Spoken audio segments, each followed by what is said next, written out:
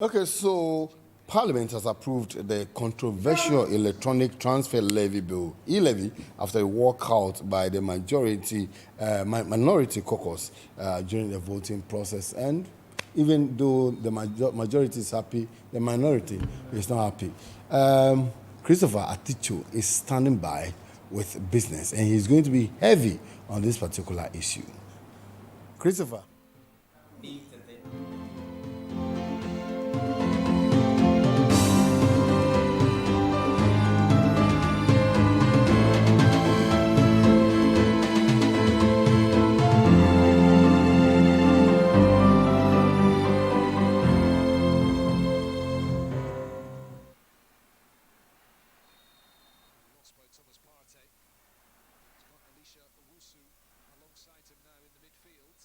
So, Christopher, the majority side has expressed delight over the passage of the E-Levy, while the minority side is very angry. They're not happy with the passage of the bill. You are on the business front. Good news, bad news, tell us. Well, the public are the best people to actually judge on this particular issue. But then, past Parliament being a representative of the people, majority or stakeholders actually do not adhere to an E-Levy passing, irrespective of whatsoever be the percentage, i.e. a 1.5 or a 0.5%, irrespective of whatsoever be the percentage. The public say they are not interested in an E-Levy, especially from the coffers of the Momo Vendors Association. And of course, tonight on this particular bulletin, we will be diving deeper and we will be heading towards their shows to find out how unhappy they are about this particular passage of the controversial E-Levy. Hello, good evening, and welcome to Business News right here on News. My name is Christopher Atitso. We are proudly sponsored by DataBank Asset Management. At DataBank, we say leadership. Now, to our very first story, Parliament has approved the electronic transaction levy after a walkout by the minority caucus during a voting process for the adoption of its second reading, leaving a clear path for the majority caucus to approve it. The passage of the bill follows months of controversy, with both caucuses of the House divided over its passage.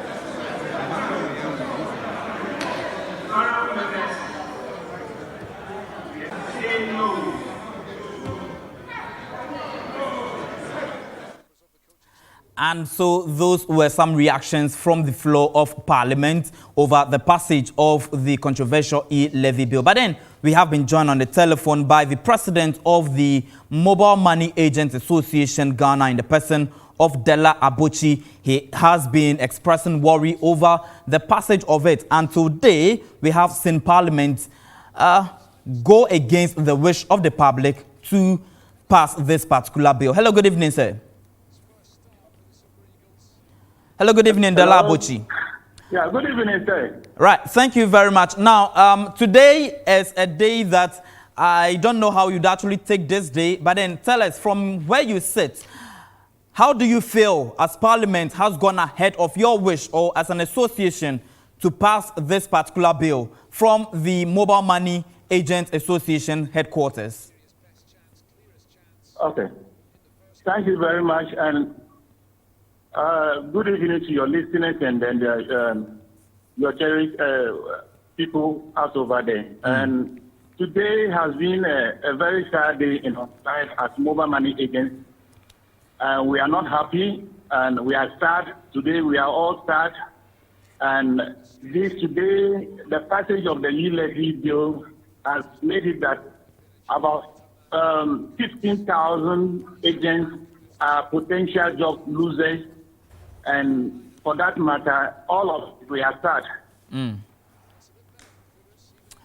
Right. Now, the majority continue to hold a strong assertion that the passage of the E-Levy will not cause any harm. From where you sit, you said 15,000 agents are likely to lose their job. Is this feasible? Yeah, I know that you have followed this very, and we are all into it. And equally, I know that you as a subscriber, I know you also send money to your loved ones. And it is not just going to affect only the agents, but it's also going to affect all the subscribers, and you are inclusive. If you look at the whole issue, you realize that the government came out with an impact assessment, and they said that about 24% of agents. You know that the total number of agents in Ghana is over 400,000 agents in Ghana. So this impact assessment says that about 24% of these people will be losing their. So as I speak with you today, I'm a potential job loser, and including other national executives out over there. So we are not happy.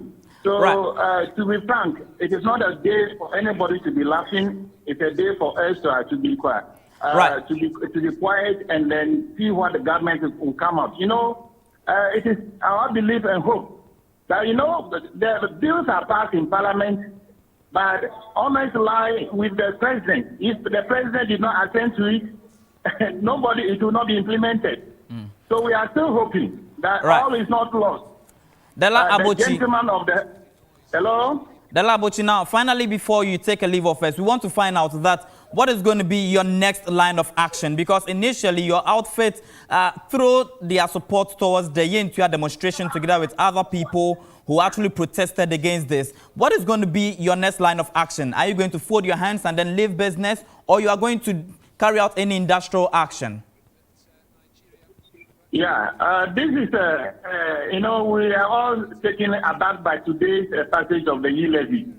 So what we are going to do is we will have a National Executive Council meeting, hopefully this week. And then there will be a communique that will come out from that National Executive Council meeting.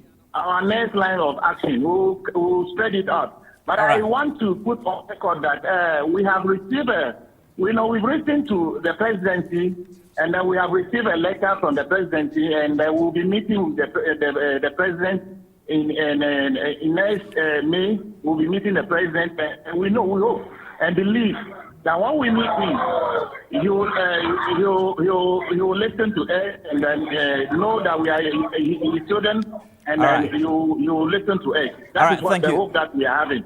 All right, thank you. When we meet with the president in the next May, he will listen to us and then take action from that. All right. Thank you very much, DELA ABOTSI. He is the president of the Mobile Money Agents Association, for sharing with us how worried their firm is definitely going to be affected by the passage of a 1.5 electronic transaction levy. We're taking a breather here, and when we back, my colleague Dennis Ejay Ado, who is our parliamentary correspondent, joins me in studio for more updates and more reactions from what really happened in Parliament. We're taking a breather here. We'll be right back.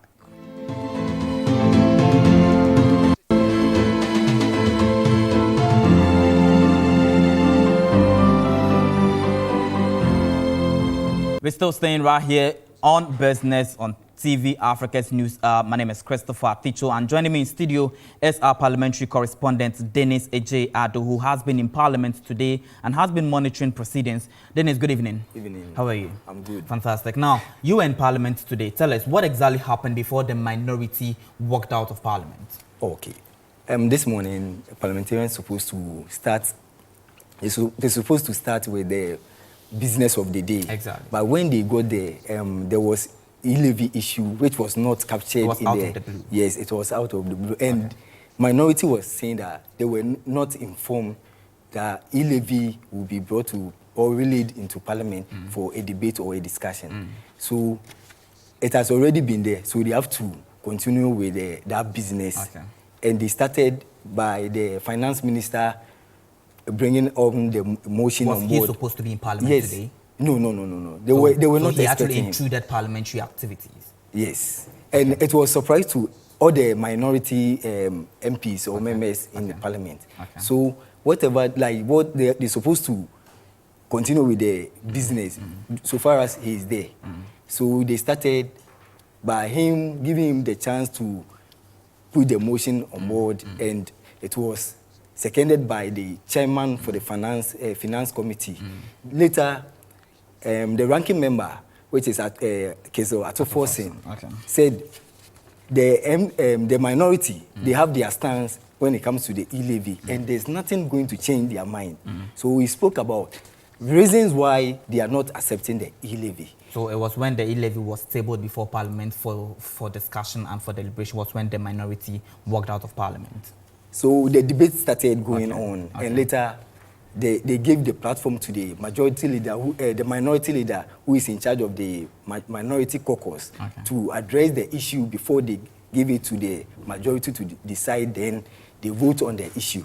So during that, the minority leader, Arena Indusu, was making a suggestion that they have their stance and they have agreed on everything they are doing, and nothing else is going to change their mind, because they are hardship in the country, and they can't stand in to impose more hardship on Ghanaians. So he and the minority will stand on their grounds, and they will not be part of the E-Levy. So after he made that statement, he walked out, and all the minority also walked out. How was the euphoria like? Indifferent?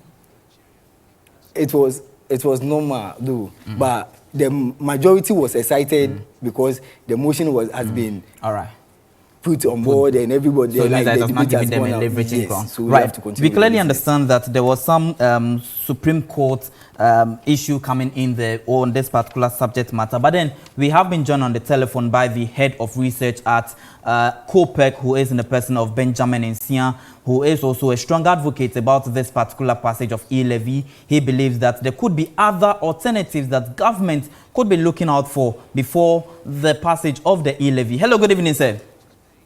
Good evening, my brother. Right, thank you very much. Now, in the first place, did you anticipate this coming into being?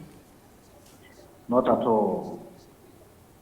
And so, at this point in time, what then would you say? Is the government a listening government following all the protests and demonstration that has so far happened against this particular E-Levy? I think the government is a government that needs revenue, no matter how it gets it. Even if the revenue will impoverish its citizens, doesn't care. Its concentration is always on revenue. And that is the reason why this is passed. I think that in the coming days, in an indirect tax, it could lead to a certain increment in the price of certain products, especially products that are sold online, or products that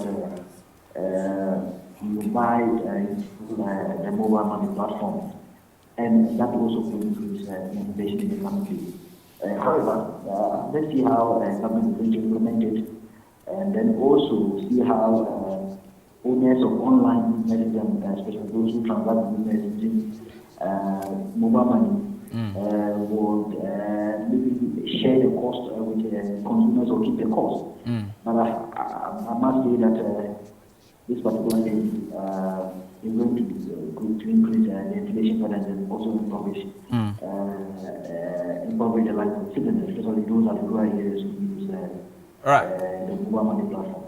Right. So Benjamin, do you foresee that the hardship that the Ghanaian is already going through to be doubled or tripled as a result of the passage of the E-Levy? Meanwhile, majority says that this is a savior levy. It can't be a savior levy. I don't see that way. I think much in the way that is going to increase hardship, especially at the rural areas where most of these rural folks do not have access to the formal banking sector. Rather, they use Momo as a form of savings and also transact business, meaning that the cost of living at the rural area is going to increase. And if you look at data carefully, most of our poor live in rural areas, and that means that we're going to increase hardship rather than save them from the whole impoverished situation they are in. All right. All right. Thank you very much, Benjamin NSIAH, for talking to us this evening. We truly appreciate your time. Now, back to studio. So, the majority held a press conference and the minority also held a press conference. Quickly bring us up to speed. What has been the topical subject matter that these two parties have been talking about all this while? I'll start with the majority. Okay. The majority was excited and they were expressing their satisfaction of the E-Levy approval. And with the minority side, they were not happy.